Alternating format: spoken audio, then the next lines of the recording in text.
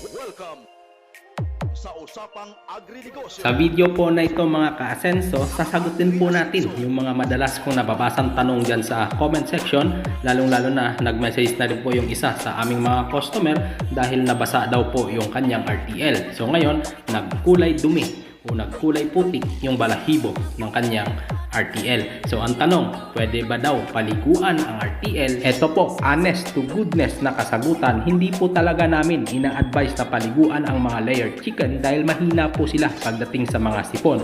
Pero once na may sakit po ang inyong layered chicken at kung kayo po talaga ay makulit na gusto po ninyong paliguan, pwede po ninyong paliguan ang inyong layered chicken katulad po nito na magpapaligo sa native chicken. Pero take note, wag na wag po kayong magpapaligo ng inyong layered chicken kapag ito ay nangingitlog dahil possible po na mababasagan ito ng itlog sa loob ng kanyang tiyan at magdudulot ng kamatayan sa inyong layered chicken. Kaya magpapaligo lamang kayo sa inyong layered chicken kung talagang gusto ninyo kapag ito ay nagme-medication po kayo para wala pong itlog sa loob ng kanyang tiyan. Dahil kapag nagpupumiglas ang manok habang pinapaliguan ninyo, mababasagan po ng itlog yan sa loob at yun po ang dahilan ng kanyang kamatayan. Ayan po, sana naintindihan po ninyo at malinaw sa inyo ang maiksi kong explanation. At make sure po, patuyuin po ninyo yung Triple X shampoo sa inyong manok bago nyo po iwanan.